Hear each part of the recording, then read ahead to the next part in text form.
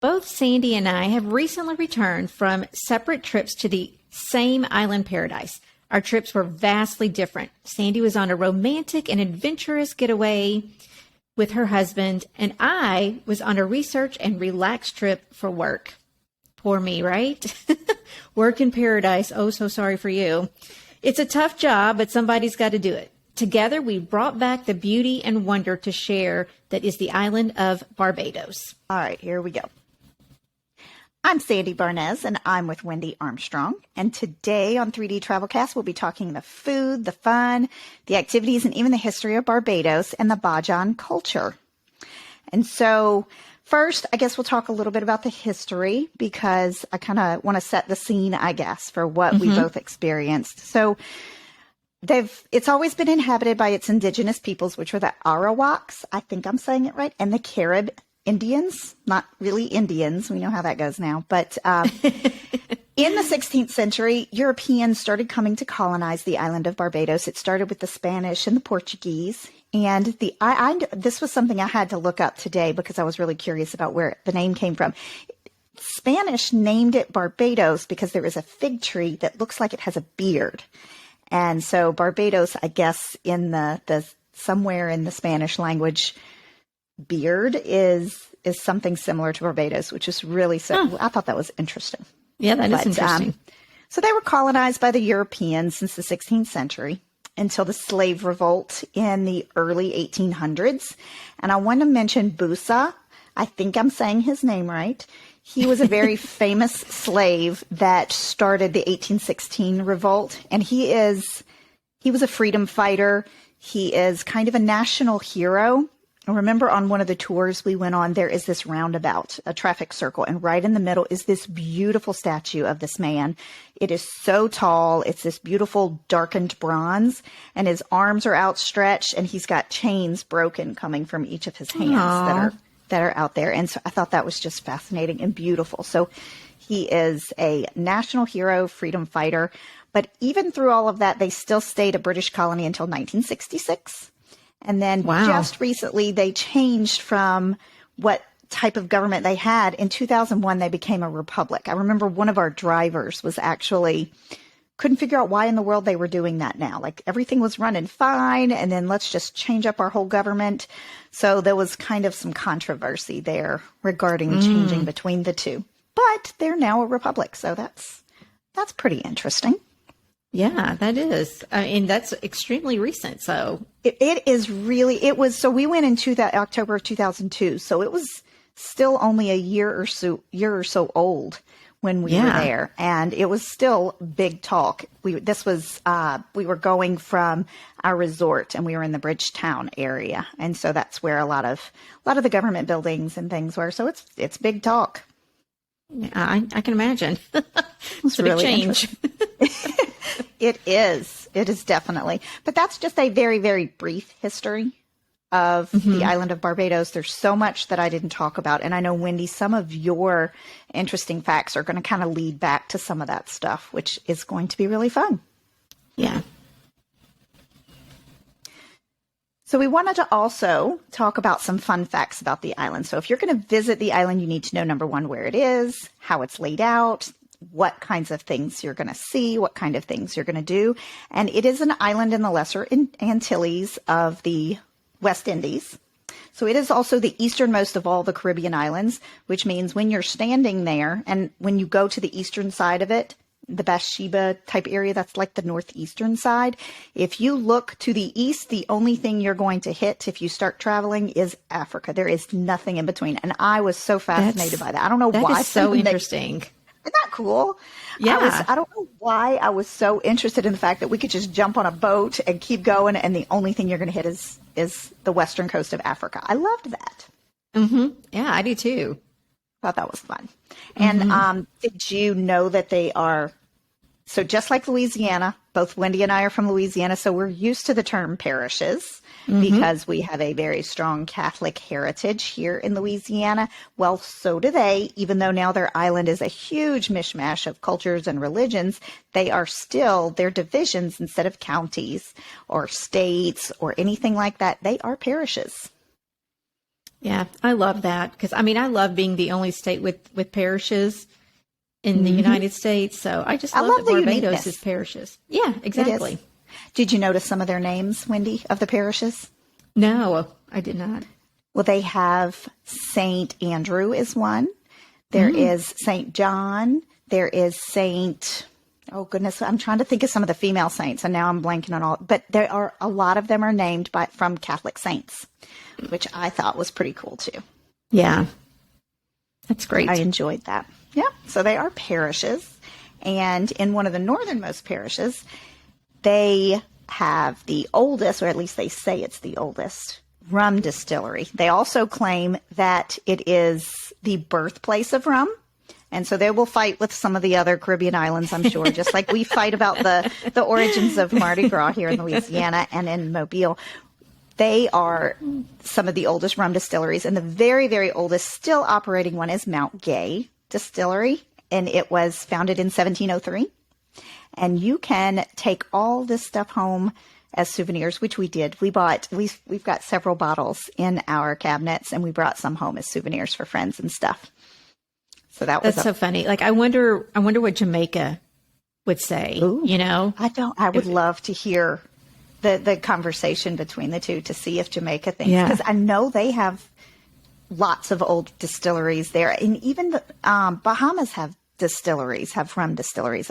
I didn't realize that there was such a, I guess, claim to fame on who's got the oldest and who is the birthplace of rum, but that's a big deal down there.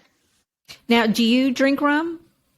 I'm not a connoisseur. I will drink it in a drink. Like I do love like a mojito, and that's got silver rum in it, but it's okay. So you wouldn't really know like if you had the Jamaican, and then Or like if it was like really good rum. I don't know what really makes a really good rum, but I'm not really a connoisseur of any type of spirit. I drink them, but I mean, I'm a beer connoisseur. We all know this. If you've listened at all, you know that.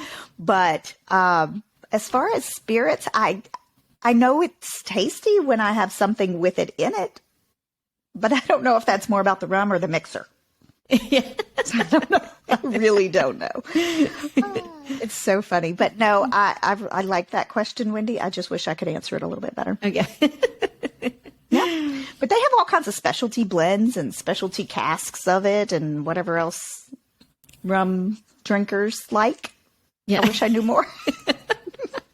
I do. Do they have rum cakes? Because I know you make rum cakes. You know what's funny is I didn't see any rum cakes on the island. Oh, wow. Okay. When we left, I honestly thought I would see some somewhere.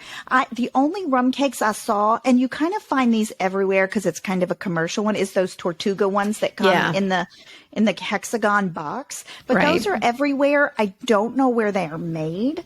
I do know, I guess this is totally different island we could talk about, but Bahamas has some rum cake factories you can go and tour.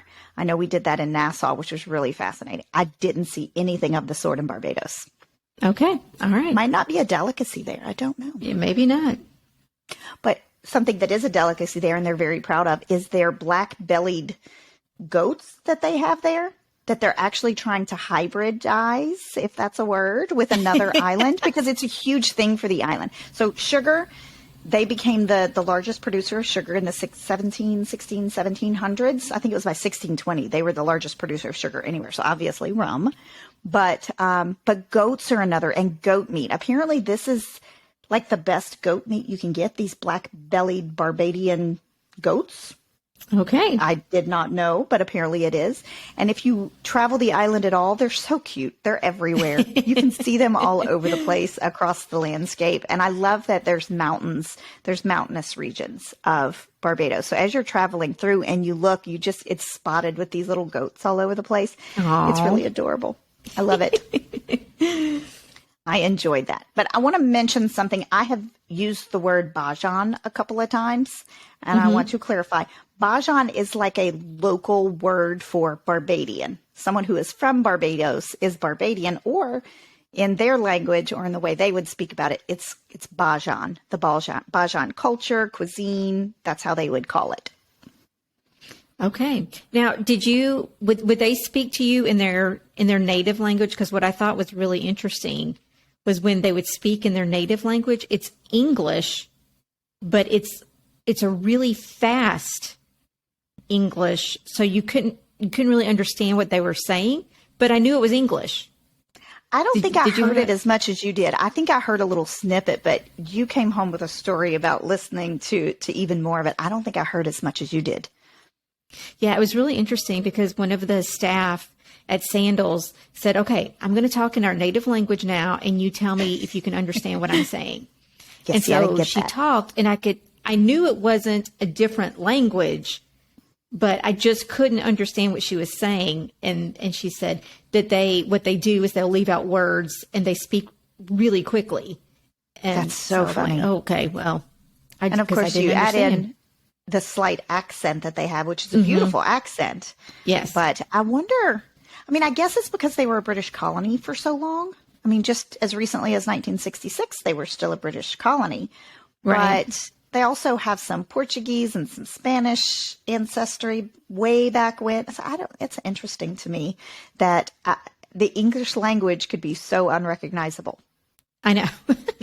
It's true. But I will say when I was in London, sometimes it was hard for me to understand. That's true. Because of the accent. And they use different words for slang and things. And yeah. Right. It kind of reminds me of Australians do something very similar. And their slang is they start off, it's a rhyming thing, but then they leave stuff out. And so you're supposed to know that this rhymes with that, but then they left this out. And you're like, I have no idea what you're talking about. That's what that reminds me of. It's the guessing game. Right. It is. To me, it is anyway. Well, so there were so many interesting things that I learned. And unlike Sandy, I did not have the opportunity to go off resort. I was there strictly on a work trip at Sandals Royal Barbados, which we'll talk about just a little bit. But I did not have the opportunity to go off resort. So I didn't get to really experience all of the beauty of Barbados. However, I just had the most interesting conversations with the staff there and learned so much. And that's one thing about all-inclusives is that even if you're going there and you really just want to stay on property, you can still learn a lot about the history and the culture just by talking with the staff. Absolutely. And having conversations with them. And it was so interesting because it was very windy when I was there. And I had this hilarious picture of me. I look like my hair is Medusa style because the wind is blowing and my hair is just everywhere. Have you shared that? Did you share it where we could see it? Yeah, it's on my Facebook page and my Instagram. Yeah, yep. And it's hysterical. It's very funny. And so I was talking to one of the staff members and we were talking about how windy it was and that sort of thing. And she said, "Oh yeah, it's almost kite season." And I said, and I kept hearing that over and over again. They kept saying kite season, and I said, do you guys really just you have a kite season? You just go fly kites? Yeah. And she said, yes. She said that in Barbados, there is an actual kite season. Okay. And so I had to look this up. And yes, it's actually a tradition. Now it has been a dying art. They used to make kites during Easter time, and they were octagonal, and they would use anything that they can get a hold of, cans, things from the palm trees, the coconuts. Wow. Anything to make these kites. And then on Easter, they would go and fly these kites. And there's a certain place that they would go to and fly kites. Well, nowadays, people are buying kites instead of making them. So it's kind of becoming a dying art. And I think they're really trying to revitalize it from what I've been reading. And I would love if they could do that because I just think that is just fascinating. It is. But yeah, there's a kite season, and they'll go to this certain place in Barbados. I wish I could remember the name, and they fly kites. And I love watching kites flying. We love kites in our family, and we even went to the certain kite shop in Aspen and bought kites. And so we love kites. So I would love to go back. I love them too, Wendy, but them. in my family, it's a running joke how mom is the world's worst. Me, mom. Not my mother, because she's wonderful at it. I have zero patience. Like, if it goes down twice, I'm like, all right, that's it. I give up. I'm done. I do not have patience with a kite. I just plain. But I keep hearing as you're talking, let's go fly a kite. Yep. Right? That's a very moving scene. If you've ever seen Mr. Banks, it's a very moving scene. Yeah. Anyway, so cool. Getting back to Barbados. We digress. But yeah, so kite season is an actual thing there. So I thought that was really wonderful. Cool. I love that. And so, do you know who the biggest celebrity is from Barbados?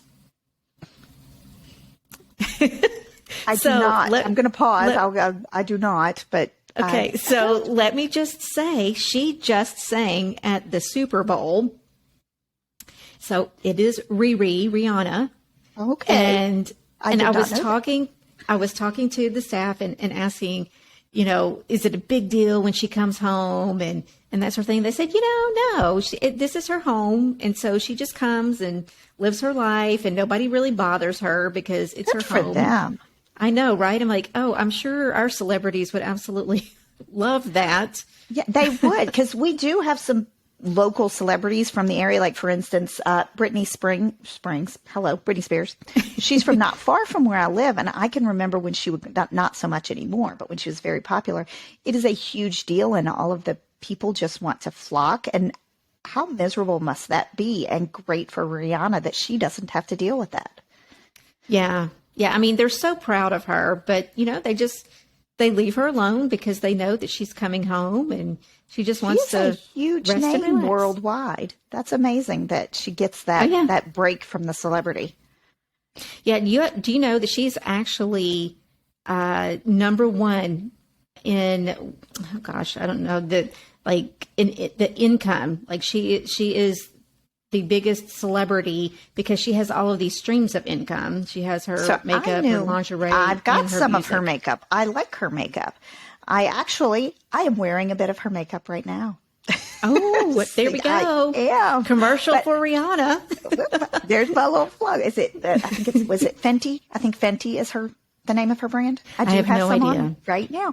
But no, I love her. It's great makeup. But I think that is good for her because I don't see her singing until her 90s. And I mean, some people do, right. I guess. But to have put your hands in everything, good for her for being so entrepreneurial. Love exactly. It. I think so too. So one of the most interesting things while I was on resort, we were touring the rooms, of course. And so we come out and our tour guide says, okay, we've got a big surprise for you guys. And so we come out and all of a sudden this band comes out and they're playing this music. And then there's this woman and she is dancing. And I mean, she is really getting it on, and, the way you put it, so funny. It was so fun. I mean, it was great music. And of course, in the Caribbean, I just think they have the best music ever because it just makes you feel like you're on the beach and, surrounded by the white sand and the waves and all that. And so it was great. So they came out and they told us about the history of this type of band and who this woman represents. So it's called a tuck band and it's from the Scottish word two. And what, obviously when the Brits came over and they enslaved the Barbadians, the Barbadians, of course, they had their own music, right? I mean, they had that African flair to it. They have their own culture, right? Exactly. And so the slave owners did not want them using their own instruments because they thought that there was like this magical power in their drums and their instruments that would go out and that they were telling each other across the plantations. Like it would leave one plantation and go to another and it would be a code for let's revolt. Oh boy. And so the slaves were not allowed to use their own instruments. But the British said, okay, you can use our instruments because they don't have any magic powers. So they gave the slaves their instruments, and of course they added their flair to it, and it's just this beautiful music. And so I just thought that was hilarious that they thought that there was some interesting magic power story in the. I know, right? And so, how did it get there? I don't understand. It's so funny. But they literally, I mean, the slave owners were so serious about them not playing these instruments that they would actually kill any slaves they had seen playing the instruments. Like they would kill them just for playing their instruments, which is completely absurd. But, sometimes it's just shocking to me how people can be to other people. I know. It just blows my mind that people would actually do that to another human being. But anyway, so one interesting thing was someone had asked, so when they came out, there were 2 drums and a whistle. Now, obviously, in bigger tuck bands, there's a whole lot more drums and things. But for this one, there was 2 drums and a whistle. And someone asked him, they said, what kind of whistle are you using? He said, well, it's a tin whistle, but back in the old days, it was a wooden whistle. But unfortunately, there's no craftsmen that make those anymore, which really stinks. That's sad. I know. So they use a tin whistle now. But you it was they brought so out fun. Dancers too, though, right? Yes, because so this woman she comes out, she's very, I mean, the African culture and the Caribbean culture, they have these very brightly colored just so vibrant outfits. I mean, very vibrant, right? And so of course hers was extremely colorful and vibrant, just gorgeous and beautiful. And so she was very voluptuous. And so, she's shaking her thing, and, it was so fun. It really was. So he told us, he said, this is Mother Sally. That's her name, this figure. And so she represents the goddess of fertility among the African people. And so she gets out there and she shakes her rump and he says, he said, I know in your culture that this kind of dance, people are probably thinking, oh, it's very suggestive, but for us, because she represents fertility, I mean, she's out there dancing, right? That's and the point. Yeah. But it was so fun. She was beautiful. And what was really funny was, he said, she's the goddess of fertility. So, she's big up top and big on bottom. Now, I don't know if this particular woman is actually that large. Because seriously, I probably need to get a picture of it because I kind of need to see this, I think. Yeah. But it was a lot of fun. And they called us out like, hey, come dance with us. So we got out and danced with them. And we had a really good time and learned a good amount of history with that. So that was a lot of fun. That's great. That's fun. I wish I did not. So I got to leave the island, but I didn't get to see things like that. That's fascinating. Yeah, it was great. And then another thing that as I was talking with one of the staff members, she was telling me about Carnival. And of course, you and I have just recently discussed Mardi Gras on our podcast. We did. Well, in Barbados, they have a carnival season. Now, theirs is called Crop Over. It's a crop over festival, and it lasts for months. Just like, our Mardi Gras lasts for a while too, our Mardi Gras season. But ours is more religious in nature, so theirs is more agricultural? Yes, okay. Because it was the end of the sugar plantation season, and so they were big on celebrating, of course. And then at the very end of the festival, there is a celebration, and I'm going to have to pull it up because I can't remember the name of it. It's like Grand Coudiment. That's what they call it. That's the big celebration at the end, Grand Coudiment. And it's just like Mardi Gras. They have a big parade and music, and they celebrate, whoever had the most crops and that sort of thing. So, obviously they don't it's a different feel now because they're not doing that, but it's a very big celebration still. And I imagine that it's very much like our Mardi Gras. Oh, that is so Lots cool. of fun. Oh So my gosh. if you're ever yes. there during July and August, then definitely go out and check it out. That is cool. I think that would be really fun to experience. Very cool. And then now on the way out, I was in the airport. And of course, we were there super early before the TSA line. Of course. I mean, not TSA line, but security line even opened, right? So I'm standing there and I'm looking up. And by the way, the airport is gorgeous. Did you think the airport was really nice? Oh, I loved the airport. Oh my gosh, my favorite thing was walking in. So you walk down the stairs outside. It's not a huge airport by any means. You walk down the stairs and then you walk.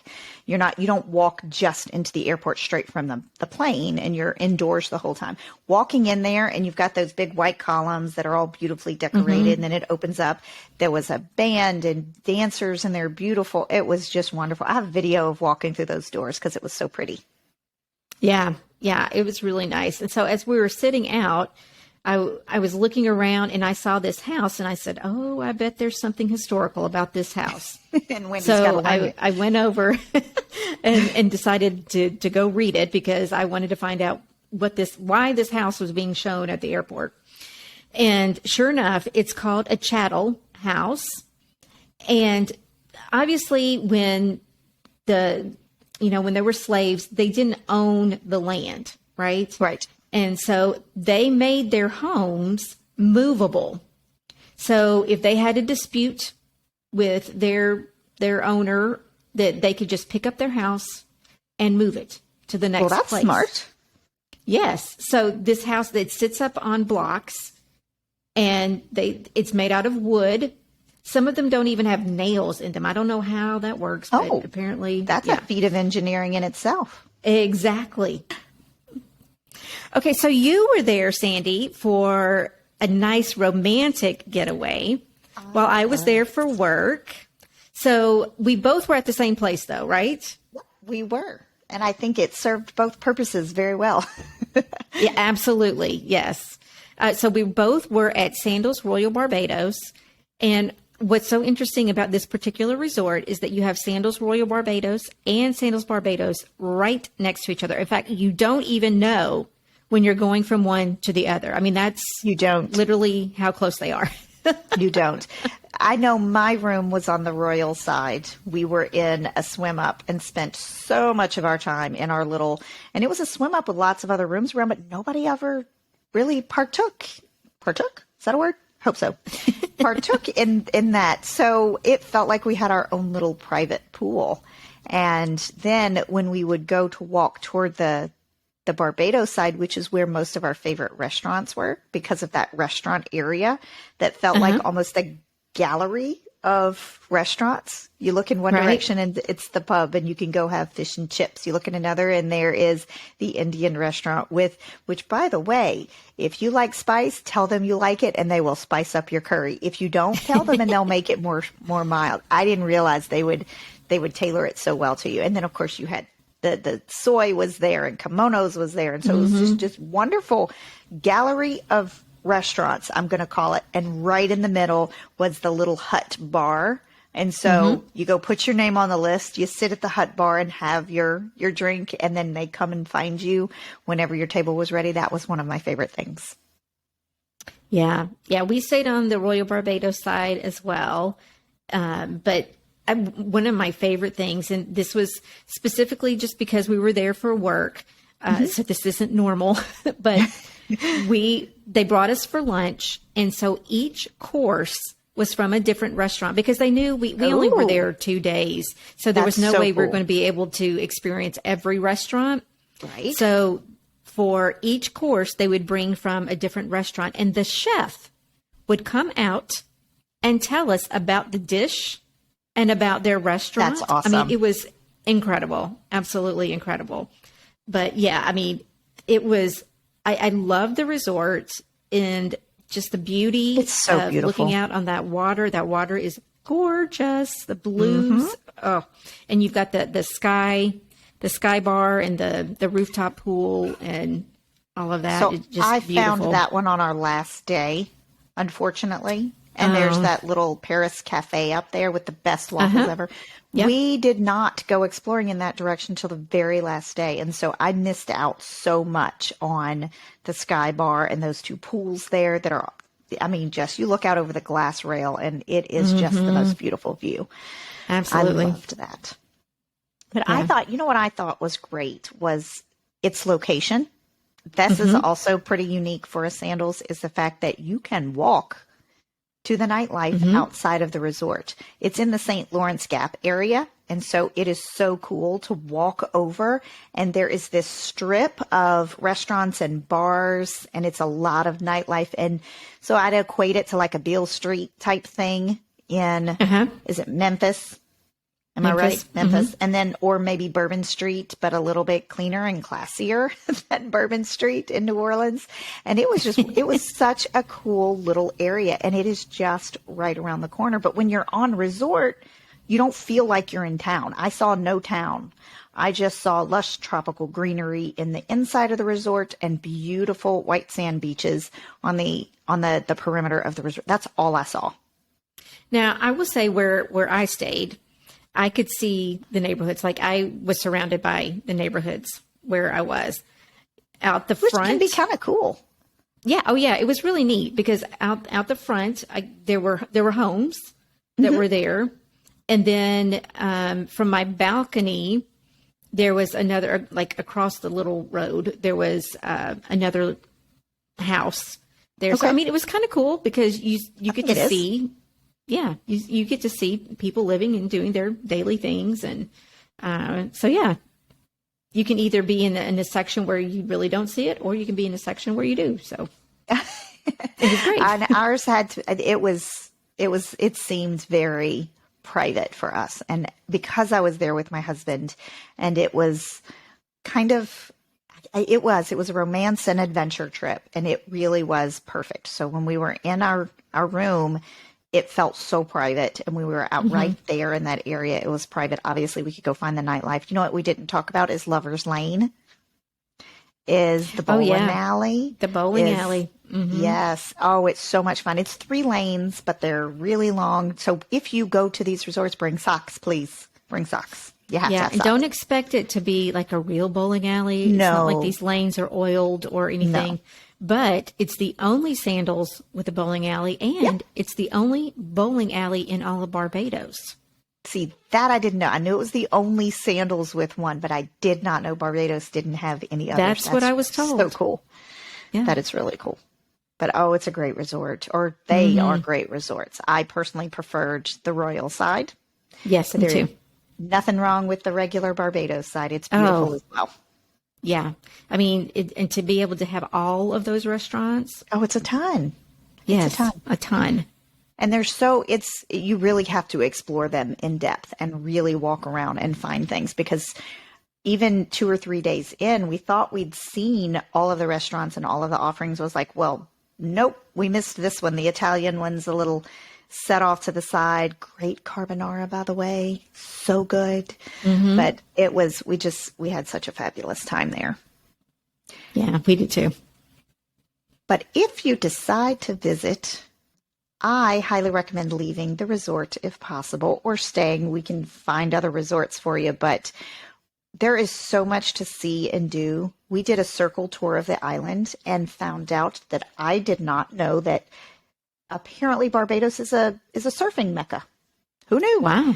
They have competitions there. And so we traveled up to the Bathsheba section of the island, and there was actually a competition going on. They had some little judging tents we could see from the road above. We didn't go down onto the beach or anything to go see, but it is a beautiful section of Barbados because it's really mountainous and rocky there. So you kind of have the split between the beautiful sandy beaches and the really beautiful mountainous ranges behind you. And so huge surfing competitions, kind of a danger. This is not for beginners most of the time, because there are certain times during the year that these are huge waves. These are for professionals. This is definitely professional stuff. I can imagine that during, because like I said, it was very windy when I was there. So I bet that they have huge waves because of the amount of wind that they get. And I do know in my research of kite season that kite surfing is very big. Yeah, put the two there. together. That's right. Yeah, I bet you it would be great kite surfing. So we were there in October, which I don't think is a windier season. You were there, I think, was it early spring? Is that right? Yes. So I think the windy season is something like January through, it may be sometime in the summer. Okay. I don't think it's in the fall. I can't see, even in a non-windy season that I was there, the waves still looked pretty big to me. And I don't think that would be something I would attempt right now unless it was the baby waves. It's like the bunny slope, but for surfing. How do you do that? I don't know if there's a name for that. But a few other things we saw on our circle tour were St. Nicholas Abbey, which it's not an abbey like a Catholic would think of where, the bishop lives and that kind of thing. It was a plantation. A sugar cane plantation at one point, and now it is more of a tourist destination. You can do events there and stuff, but they have also added a really cool train tour to it. So you could hop on this little train and do a tour around the whole, what used to be the full plantation, and just the architecture. And I've never seen such beautiful gardens as outside this abbey. I wish I could have named all of the flowers they had there, but it was amazing. So that's something that you definitely want to try to take a full or at least a half day for, because it is kind of a lengthy trip from a lot of where the touristy, hotel zones are going to be. Something else we did, Wendy, is we did some sport fishing. Apparently, Barbados is huge for sport fishing, and we had a great time. We did a little private fishing excursion. And you can catch all kinds of not necessarily deep sea, but it's kind of in between shallow and deep. And they have just this whole section. And so you're trolling the whole time. They never stop and you're just fishing off the side. You're setting these big old marine poles out there and you're trolling. And then once something gets on it, then you're working to get it in. And these were huge fish. My arms were so tired by the times we were done. And we caught a ton of wahoo. And the best moment was when I'm in the middle of reeling in a wahoo, which we thought that we didn't know what it was at the time, but I'm reeling. And all of a sudden it just gets crazy heavy and my arms just couldn't handle it. So my husband and our guide, he's holding the pole. My husband is cranking it in. And as soon as my husband starts cranking it, it just looked so easy for my husband. And here I am getting so frustrated. I'm like watching. No, I was struggling, and I am not crazy weak. I'm not strong, but I'm not a weakling by any means. So he gets this thing in just as easy as you please. And we pull it up and come to find out my wahoo is only half there. So half the time I'm reeling in, Wendy, a yellowfin tuna was attached to my wahoo. So I was pulling in two huge fishes until it ate off half of it. And my husband only pulled in whatever half a wahoo looks like. So I was not very happy about that. But there is huge sport fishing in Barbados as well. And to go along with our history that we were talking about, obviously largest producer of sugar. And they have tons of sugar mills and windmills. And most old windmills in the world don't have the blades on them anymore. But the Morgan Lewis sugar mill, which is, if you're doing the Circle Island tour type thing that we did, you kind of hit these spots along the way. So it's like little spots on the map that you go through. And this particular sugar mill is the oldest that they have there, that still sometimes produces sugar. Now they're doing it more on a touristy, like they do it on Sundays as kind of a tour thing. But it's still in use. Sometimes it still has the blades, which is crazy rare for this type of windmill with the all wooden blades and stuff like that. It was so cool to see. I loved that. Wendy, did you get to eat a lot of Bajan food? I did not, because, I was on Sandal, so I was eating the variety of Sandal restaurants. Did you know that they are the culinary capital of the Caribbean? No. Well, they are. So the Bajan food has influences from Africa and India, Ireland, Britain, probably some Spanish and Portugal, I would assume, too, since those colonized, but there's all kinds of influences in. So normally they have a main meal of like fish or something marinated in herbs and spices, and then salads and spicy side dishes. But their national dish is cuckoo and flying fish. And it is a cornmeal. It's almost like a polenta type cake thing. And then they saute fresh okra and they're stewing the fish and put it on there with onion and thyme and tomatoes. So good. But we have, Sounds good. It's funny because we actually have a lot of similar things here in Louisiana. Because have you ever had tomatoes and okra sauteed and stewed together? Because that's huge here. Yeah, that is huge. I have never had it just because I'm very picky about my textures. Okay. Yeah, okra can be a little slimy if you don't do it right. But yeah, cuckoo and flying fish sounds a lot like something like that to me. But they had tons of fresh seafood. I got to have barracuda, which was so good. We did leave the island and eat a couple of places. There was, if you ask anyone where to go for like a nice anniversary type meal, Chombers is the place to go. That's where we went, and that's where I had the barracuda. And it is right on the water. And so you're eating outside. It's windy and beautiful, and they have the really cool string lights above you. It is. It was one of my favorite meals that we had there. Another favorite meal, Wendy. Did you know that there is a lot of Indian food as well in Barbados? No. So their fast food, they have a fast food chain that's everywhere. It's called Chefette. And we just kept hearing people talk about it a lot. That, and you got to try the roti. And I'm thinking, what in the world is that? I'm on a Caribbean island. Why would I want to have that? Well, while we were on our tour, we had our guide stop. He also stopped and got us some fresh sea grapes from somebody picking them off. I do not recommend that, by the way. Stay away from the sea grapes. I was not a fan. But Chefette is a fast food place. It's got, pizzas and burgers and stuff, but roti is their claim to fame. And it is almost like a flour tortilla with this curry-ish flavor filling, and it could be with potatoes or beef or anything. We ate a few of those then, a few. They're giant. They really are, but they were very, very good. And then as you're leaving, there is one in the airport. You can grab some frozen to go. And you can bring them on the plane, which we did. Okay. Good to know. We brought some home for the kids. The kids really didn't understand why we liked them as much as we did. But I think part of the thrill was the location we were eating them in. I think maybe. Yeah. That's probably it. But they were really, really good. I enjoyed that a lot. Yeah, that sounds good. I would like to try it. I'll have to go back so that I can go off resort and go exploring for sure. Oh, it would be so cool. You know what? I actually just looked something up. I was really curious about their wedding traditions in Barbados. That's something that I'm always curious about is because, we can send the people to do these beautiful destination weddings, and how fun is it to incorporate just a little bit of that culture where you're getting married? There is a sand ceremony at Barbadian weddings. Do you know anything about this?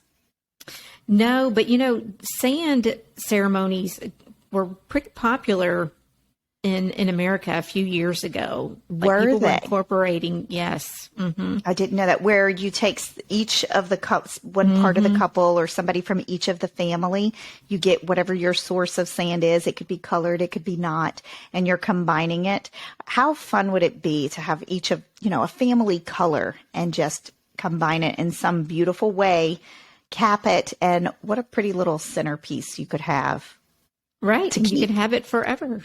But that is a Bajan tradition. I don't know if that's where the American version came from, but I was just looking it up. But that is a tradition in Barbados with their weddings. Yeah, that's beautiful. I thought so too. So I think for me, I always love learning about the history of wherever I go, and considering that I was on resort all of the time that I was there. Right. So I loved hearing you talk about the history and all that you learned when you got to go off resort, and all the fun little tidbits and stuff that you learned about the revolt and all of that. That was so interesting to me, just because I love history. Well, it's funny because while I'm telling you this, you stayed on property and learned about my favorite part of it, which was the tuck band and Mother Sally. That was so fascinating to me that they brought this band on, and how apparently slave owners think Bajan instruments I know. have magical powers. Magical That was powers. really fascinating. I thought that was really interesting. Okay. From the 3D TravelCast, this is Wendy Armstrong. And Sandy Barnes.